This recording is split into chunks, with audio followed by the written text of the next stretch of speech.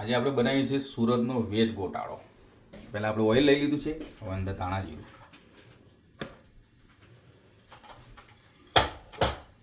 પછી આપણે આમાં નાખશું હતું આદુ લસણ મરચાંની પેસ્ટ,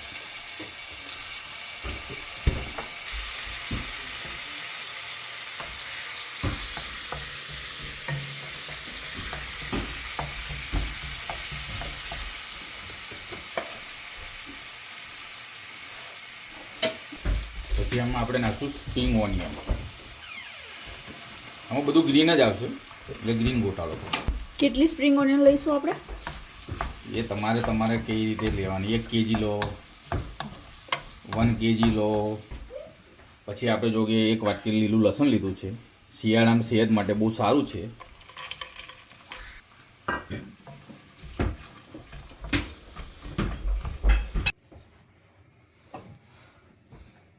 પછી આપણે આમાં નાખી દઈશું પાલક. આપણે પાલકને મસ્ત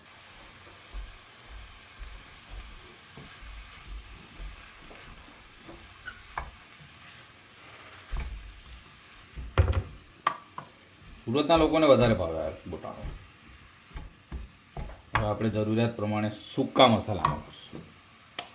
સૌપ્રથમ આવી જશે સોલ્ટ, એટલે કે આપણું ભારતમાં દેશનું મીઠું. પછી એમાં આવશે ધાણા જીરું,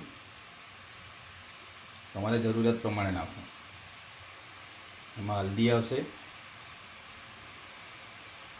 મરચું આપણે પહેલાંમાં નાખ્યું છે ગરમ, એટલે મરચું, ગરમ મસાલો, અને પછી લાસ્ટમાં નાખશું આપણે કિચન કિંગ મસાલો કે રસોડાની સાંજ.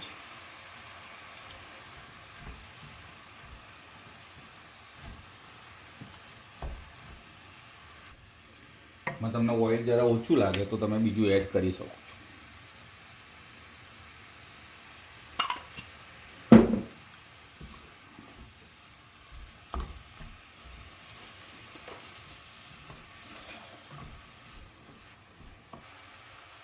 થોડું આપણે પાણી બી આમાં એડ કરીશું.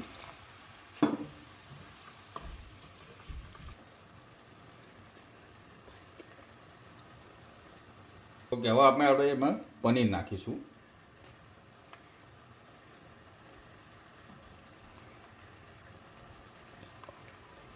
એક વાટકી જેટલું પનીર લેવાનું, પછી જેવા સભ્યો હોય એ રીતે તમે એડ કરી શકો.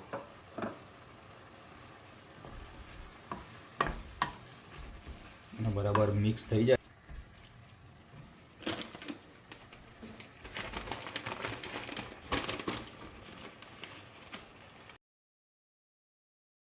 આમાં ચીઝ પનીર જેટલું વધારે હોય એટલું સારું.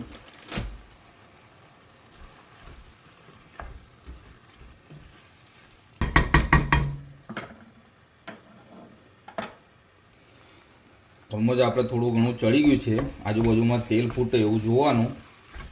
અને બીજું કે આને કન્ટિન્યુ તમારે હલાવતું રહેવાનું, કેમ કે નતર ચોંટી જાય. મહેનત છે બટ મજા આવે ખાવાની. ફોરેનવાળાને ઇન્ડિયાનો ટેસ્ટ લેવો હોય તો આ એકવાર ટ્રાય કરો જરૂર. આ તમારો સુરતી ગોટાળો, વેજ ગોટાળો રેડી થઈ ગયો છે. હવે આને આપણે પેટમાં સર્વ કરશું અને બ્રેડ જોડે ફર્સ્ટ ક્લાસ જમીશું. Good night.